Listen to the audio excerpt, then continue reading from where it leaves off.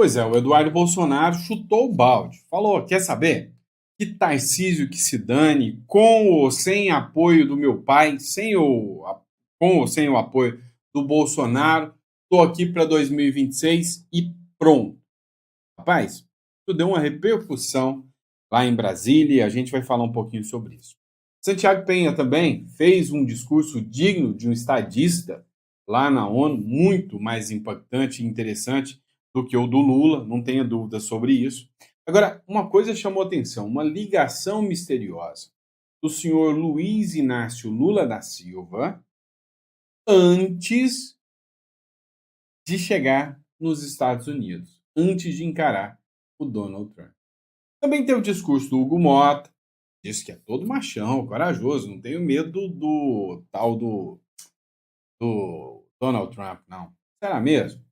Tem também, né, uma fala aqui muito impactante, né, da chefe de diplomacia dos Estados Unidos sobre o Brasil.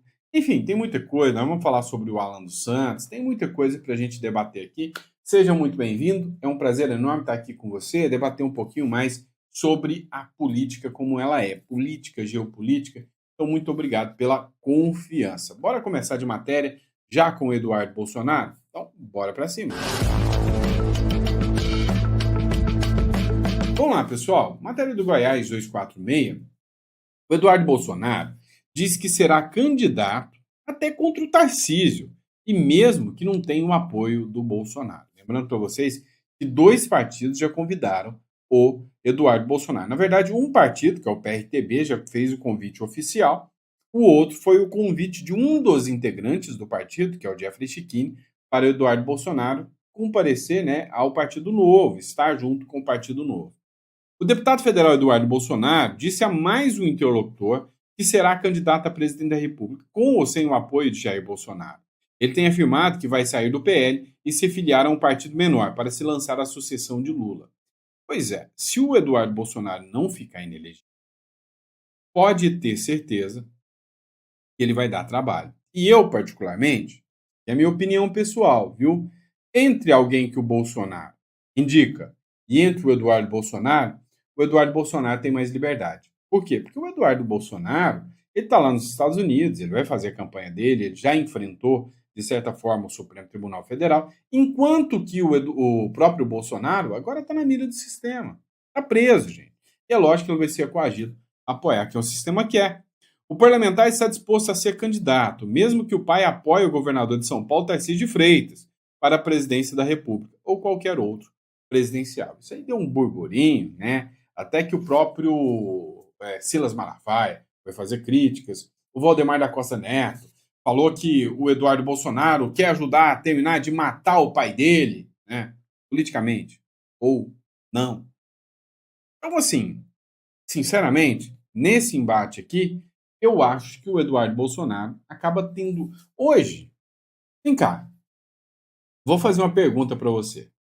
Hoje, você acha que tem mais credibilidade o Eduardo Bolsonaro com as ações dele lá nos Estados Unidos perante o público bolsonarista ou o próprio Bolsonaro que está preso hoje em prisão domiciliar? Digo assim, hoje, se tivesse racha, o Bolsonaro apoiando o Tarcísio e o Eduardo contra o Bolsonaro, de que lado você estaria? Quero ver o seu comentário, coloca aqui no comentário. Ó, Santiago Penha afirma ante a ONU que o seu apoio a Israel Opa, travou! O seu apoio a Israel no conflito em Gaza. Contrário à maioria dos líderes regionais e mundiais, ainda bem que tem gente que pensa diferente, Santiago Penha disse, né, que o governo judeu tem o direito de se defender. Questionou também a Venezuela, a Nicarágua e adverteu sobre os modelos econômicos enganosos que vêm acompanhados de autoritarismo político em alusão à China, a par de pedir o reconhecimento de Taiwan como Estado. Cara, hoje o pessoal tá numa briga pesada, né? Assim, estão formando cada vez mais blocos econômicos e políticos, com alguns países se posicionando pró-América, outros pró-China, né? Uma vez que a gente viu isso foi em 1945, tá? Segunda Guerra Mundial. Afirmou ainda que por isso que o Paraguai tem sido um dos primeiros países do mundo a designar tanto o Hezbollah como o Hamas como organizações terroristas internacionais e sempre censurou profundamente, né, as suas ações. Paraguai batendo um bolão, né, dando show de diplomacia e democracia, se comparado aí com o Brasil, né? Mas vamos lá. Agora, teve uma ligação. Ah, meu amigo. Ah, meu irmão. Essa ligação tá dando o que falar. Governo Lula ligou para Moraes antes da fala do Lula na ONU para pedir bênção, para dizer o que, que ia falar. O que será que aconteceu, né? Que participação política que o ministro Alexandre de Moraes tem hoje, né? A nível de, antes de um discurso, o presidente ligar para falar: Ô Moraes, vou falar isso, isso e isso. Ficou estranho. Lula estava dentro do avião quando as novas sanções aos ministros Alexandre de Moraes do STF e ao chefe da Advocacia Geral da União, Jorge Messias, começaram a pipocar na imprensa. A partir do pouso, duas versões circularam. A de que Lula telefonou pessoalmente a Moraes para expressar solidariedade e indignação pela ação norte-americana e a de que ele escalou o ministro da AGU para o fazer. E as duas versões não são excludentes. Lula falou, Messias falou, foi uma pancada muito forte, embora esperada. Atacar familiares, o presidente sabe que é isso, diz um auxiliar. Nem a assessoria de Lula, nem a de Moraes confirmaram a conversa. Horas antes da fala de abertura da Assembleia Geral da ONU, Lula mudou os termos para dar tom mais grave às sanções aplicadas pelos Estados Unidos. Ele entendia serem um ataque ao aparato da justiça do Brasil, não só ao Supremo. Cara, eu acho que tinha dois discursos prontos, né? Um, se houvesse sanções, e outro sem sanções. Na visão de Eduardo Bolsonaro e de alguns dos seus apoiadores políticos do Centrão, querem se apropriar. Não, isso aqui já é da outra matéria, tá? Acabei me confundindo aqui, né? Em relação à matéria aqui que acabou ficando aqui, né? Por último aqui. Vamos falar disso aqui, tá? Cara, aqui é ao vivo, a gente erra e dane-se, né? Você tá procurando uma coisa bonitinha, é Jornal Nacional, né? Aqui não, aqui é só um palpiteiro mesmo. Ai, tá bom. Ó, Mota diz não temer sanções dos Estados Unidos após barrar Eduardo como líder. Após barrar a estratégia da oposição de nomear o deputado Eduardo Bolsonaro como líder da minoria na Câmara dos Deputados, para evitar uma possível cassação por faltas, o presidente da casa, Hugo Mota, do Republicanos, disse ao Metrópolis não tem medo de retaliações dos Estados Unidos articuladas pelo 03 do Jair Bolsonaro, não. Ou seja, o Eduardo não. Abre aspas. Nós não podemos também vincular nossa atuação política a esta ou aquela argumentação, a este ou aquele risco, porque temos que fazer o que é certo, o que é correto. E nada nos tirará desse foco, nada nos tirará desse objetivo. Tenho, portanto, muita tranquilidade quanto à minha atuação, falou o Hugo Mota. Cara, é o seguinte, eu na pele do Hugo Mota, eu também não ia querer estar frente a frente com o Donald Trump. Porém, você está numa sinuca de bico. Ou você está frente a frente com o Hugo Mota, com o Donald Trump, ou você está frente a frente com o Alexandre de Moraes. E nesse caso aqui, o Alexandre de Moraes assusta mais do que o Donald Trump. No caso do Paulinho da Força, que vai ser o relator do projeto antes da anistia, agora da dosimetria, o Alexandre de Moraes é mais perigoso. Porque ele está aqui dentro. A jurisdição dele é aqui dentro. Já a jurisdição do Donald Trump é lá fora. Ou seja, o impacto é menor. Isso aqui que nós estamos falando é da decisão que o PL colocou o Eduardo Bolsonaro como líder da minoria para poder permanecer no cargo. É óbvio que um dia depois da decisão que veio sancionar a mulher do Alexandre de Moraes, o Eduardo Bolsonaro entra na faca agora do Hugo Mota. Então, assim, cá entre nós, fica claro e evidente, né, aí o porquê.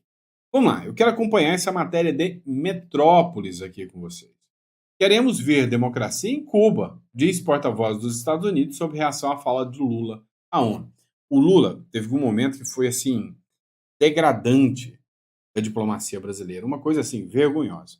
O Lula disse, né, que não é justo, que ele acha injusto, né, as sanções contra Cuba e considerar Cuba como uma financiadora do terrorismo. hora que ele falou isso, o secretário Christopher Landau ficou olhando para o Lula assim, incrédulo, e falando: não, pelo amor de Deus, esse sujeito não tá falando trem desse não, senhor, não tem como. Pois é, mas foi. E aí depois, o Metrópolis foi entrevistar a porta-voz dos Estados Unidos, e olha só o que ela falou sobre Cuba ali, dá uma olhada. O vídeo que eu registrei ontem, no momento em que o presidente Lula, ele critica, na verdade, um fato específico, que é designar Cuba como um estado patrocinador do terrorismo. Nesse momento, eu estava com a câmera na delegação norte-americana e o secretário Scott Bessent, ele acena negativamente com a cabeça, então... E é inadmissível que Cuba seja listada como o país que patrocina o terrorismo. Num conflito na Ucrânia...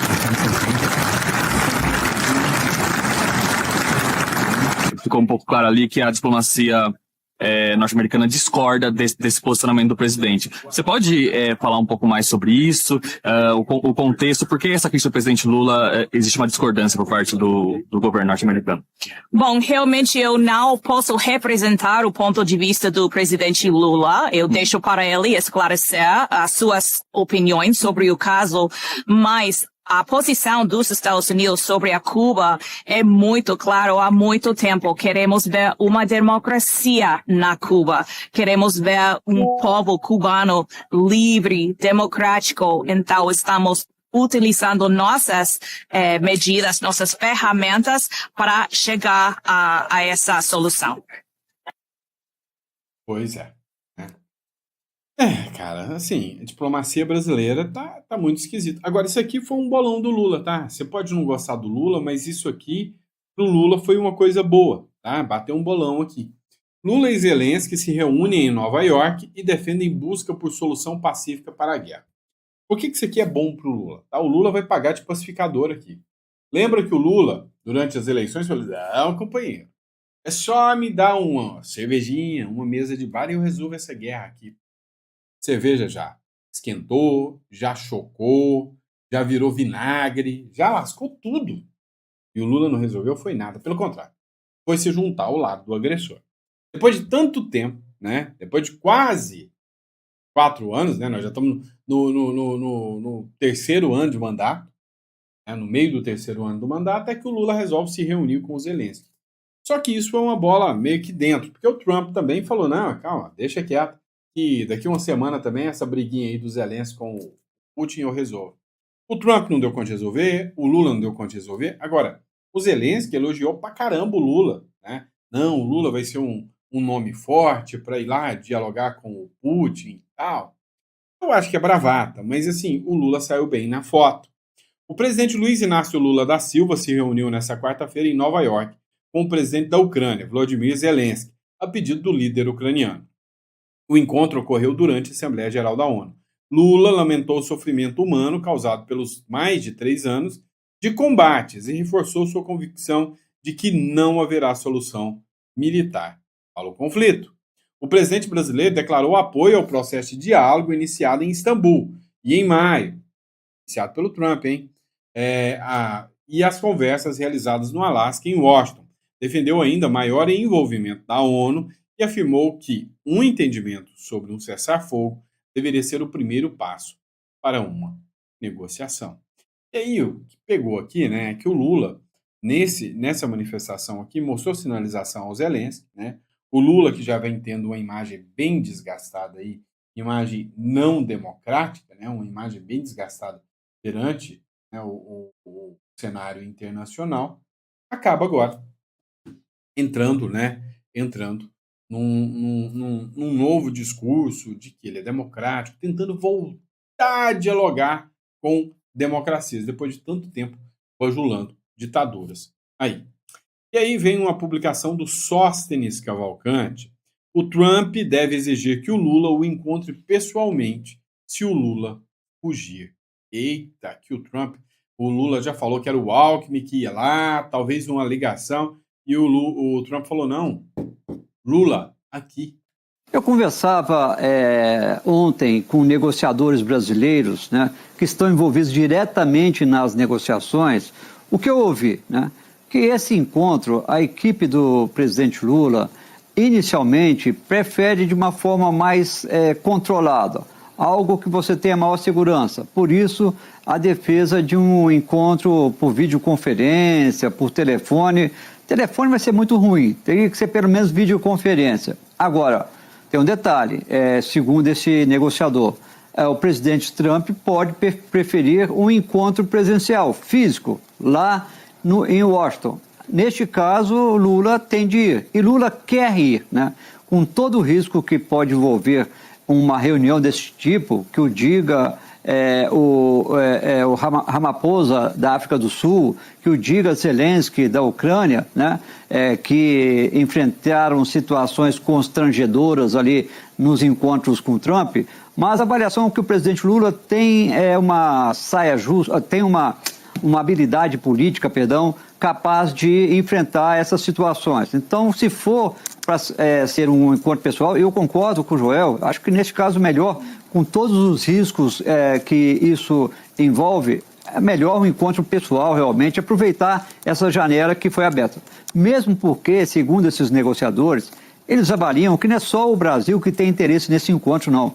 O próprio Trump tem também muita expectativa num encontro com Lula. Por quê?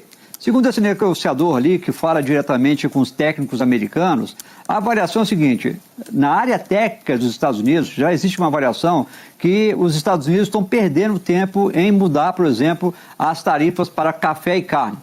Os dois produtos estão com preço em alta nos Estados Unidos. Café, as empresas americanas ainda tinham um estoque, esse estoque está acabando. Depois que esse estoque acabar, eles vão precisar importar um café bem mais caro do Brasil. O que já está caro vai ficar pior ainda. E por que eles precisam do café brasileiro? Porque para fazer o blend, a mistura no café que fica do agrado do paladar do americano, né? Então eles precisam do café brasileiro para isso. A carne também teve uma disparada de preço nos Estados Unidos, então o próprio Trump pode utilizar essa reunião com o presidente Lula para falar assim: vamos negociar? Olha, posso oferecer ali uma redução das tarifas de café e carne. Lembrando que, neste momento, o Brasil está até numa situação melhor para negociar, porque os exportadores brasileiros, tanto de café quanto de carne, já estão conseguindo outros mercados. Pois é, o que vai acontecer, né, na minha visão? O Lula vai recuar. Ele ainda tem medo. Por quê? Porque o Lula já falou: olha, não entra em negociação aqui em qualquer momento, em qualquer momento, a discussão sobre a decisão da soberania nacional, das decisões do judiciário brasileiro e da chance de manter o cara que vai ganhar de mim fora das eleições. Mas o Trump, pelo que eu já percebi, não está afim disso. Ele vai chegar e vai falar: olha, nós vamos sentar aqui. Vamos negociar? Vamos. Você vai tirar essa história de regulação das Big Techs. Você não vai taxar mais as Big Techs. Em troca, eu tiro parte das tarifas. Então, se o Lula falar que não, o mercado vai triturar o Lula. Aquele discurso de pró-soberania do Lula vai cair por terra. Então, eu acho que o Trump está disposto a negociar com o Lula. E o discurso vai mais ou menos nesse sentido. Não vai envolver o Bolsonaro. Vamos lá, bora dar uma olhada nessa matéria aqui, ó. Paulinho da Força avisa ao PT que o PL da dosimetria beneficiará o Bolsonaro. Pois é, meu amigo. O deputado Paulinho da Força afirmou à bancada do PT na Câmara que o PL da dosimetria das penas dos condenados por tentativa de golpe de Estado beneficiará o ex-presidente Jair Bolsonaro. O relator da proposta de anistia, que virou o texto para tratar de redução em tempo de prisão, se reuniu com os correligionários do presidente Luiz Inácio Lula da Silva na tarde dessa quarta-feira e prometeu uma prévia do parecer para segunda-feira. Abre aspas. Será uma redução de penas para mandar essa turma para casa. Se me perguntar, reduz o Bolsonaro? Reduz também. Não tem como tirar ele do relatório. Quem está em posição de mando e financiadores da tentativa de golpe terá uma pena maior, afirmou Paulinho da Força na reunião. Ele ainda falou pelo fim da polarização e pacificação política. O que é a ideia aqui? Vai acabar ficando do jeito que o Centrão quer. Eles vão reduzir as penas. De maneira que todo mundo do 8 de janeiro, os presos do 8 de janeiro, vão para casa. A maioria, depois da redução da pena, eles vão reduzir em 10 anos a pena. A proposta deles é reduzir em 10 anos. Quem pegou 14 anos vai cair para 4. 4. Serviço de prestação comunitária, já está preso já há algum tempo, vai para a rua. Quem pegou 17, porque o pessoal do 8 de janeiro foi de 14 e 17 anos. Quem pegou 17 vai para 7 anos. Cumpriu um sexto da pena, pula para o regime aberto, né, semiaberto, e pode ir para casa. É o que vai acontecer com a maioria. Eles estão presos, alguns, desde o 8 de janeiro. Então, muita gente vai embora para cá. E o Bolsonaro? O Bolsonaro vai cair de 27 para 17. Ainda vai pegar alguns anos de cadeia. Provavelmente vai ficar em prisão domiciliar. Vem cá. Lá em Brasília, nem os deputados estão gostando disso aí. Os demais políticos estão falando, olha, o PT pegou pesado e o STF pegou pesado contra o Bolsonaro. O Bolsonaro jogou as regras do jogo. Jogou as regras do jogo, estão pegando pesado contra o Bolsonaro. Então, mesmo os políticos vão mirar, né, o que o STF está fazendo. A grande realidade dos fatos, o que sobra de verdade, né, é que eles vão reduzir. E aí, se o Bolsonaro pega 17 anos ou menos, a ideia do Lula e da turma do STF é que o Bolsonaro fique pelo menos 2 ou 3 aninhos preso e mais 8 anos de inelegibilidade depois. Essa é a ideia dos caras.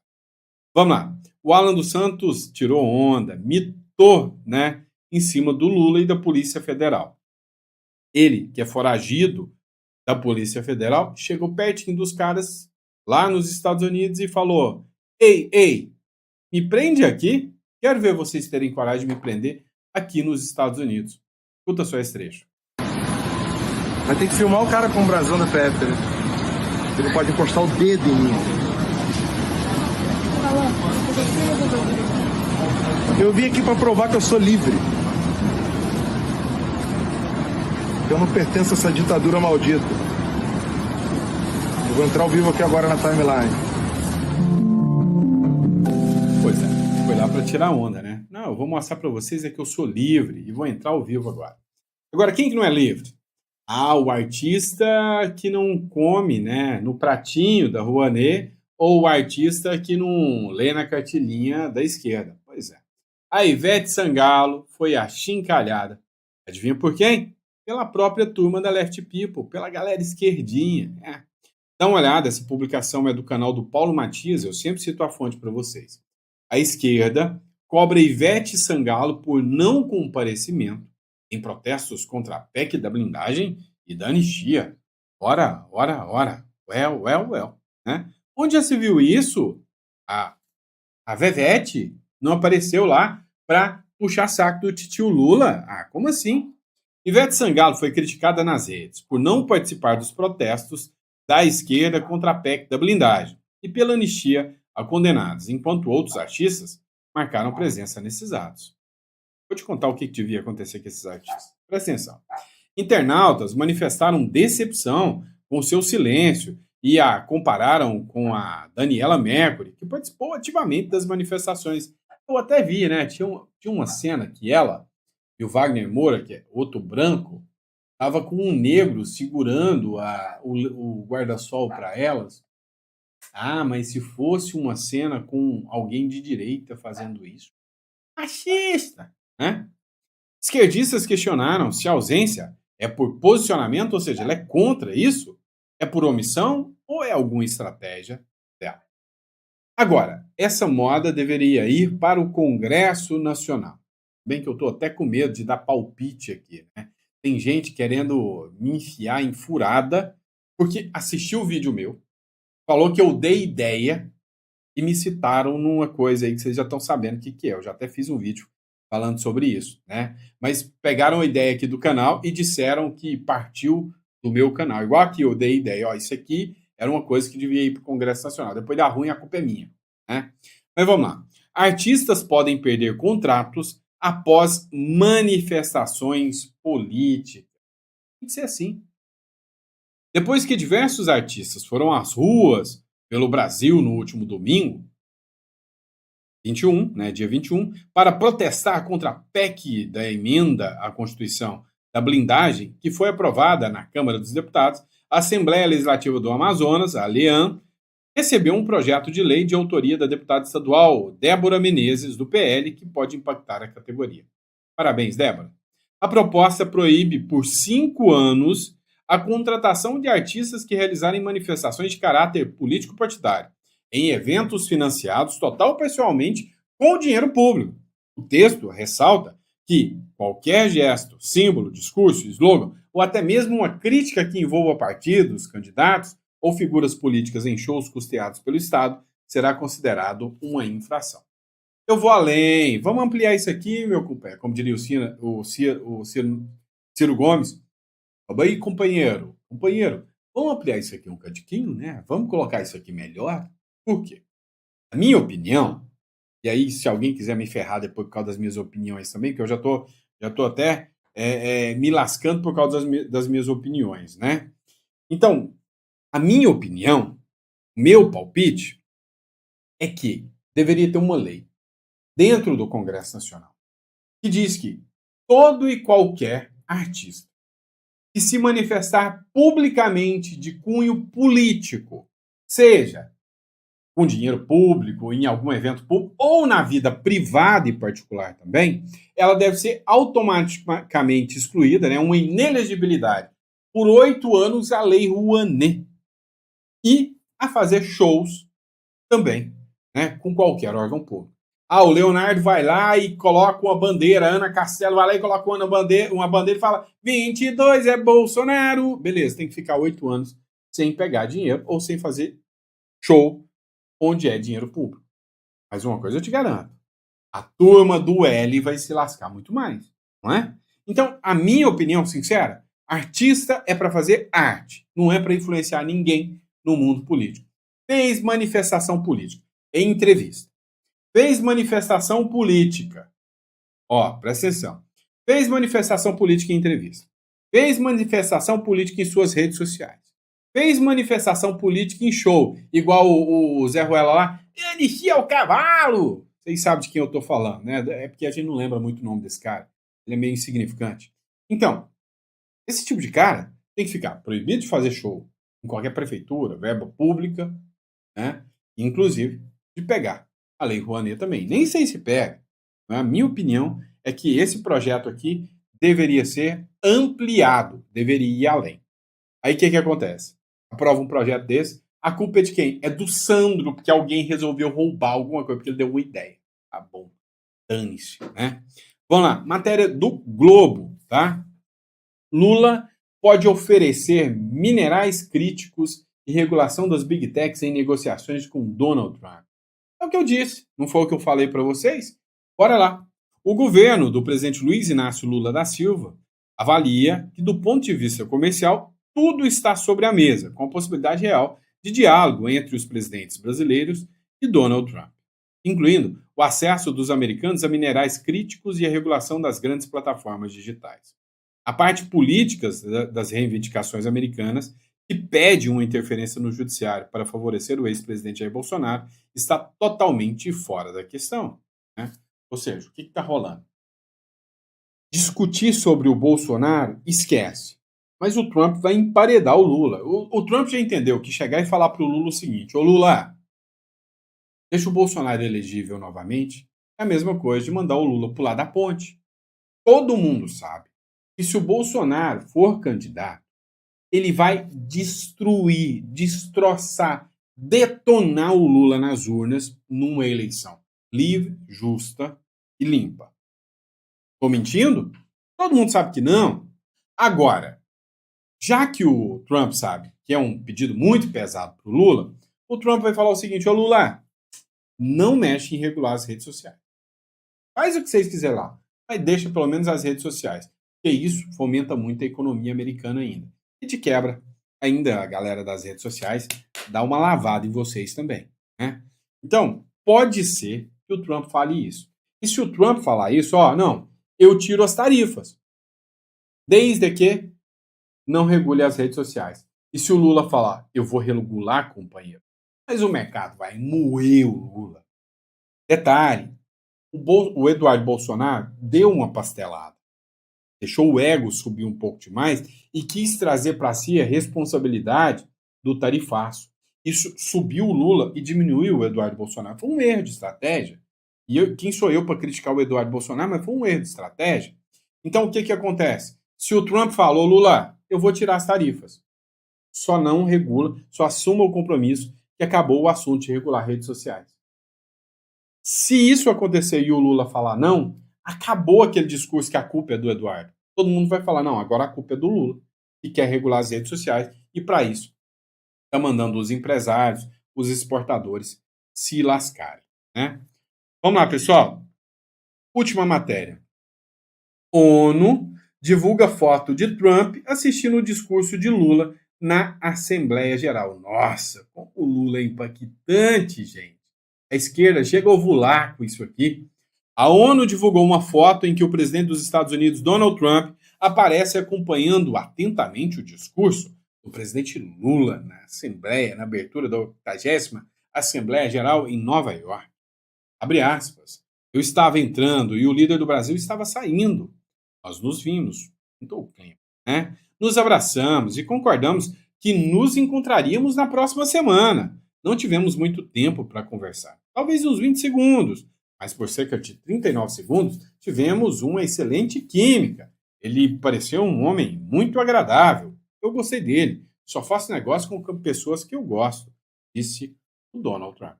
Tá, mas o que isso quer dizer? Quer dizer o seguinte, isso aqui é mais uma cena do gato assistindo o rato, tá?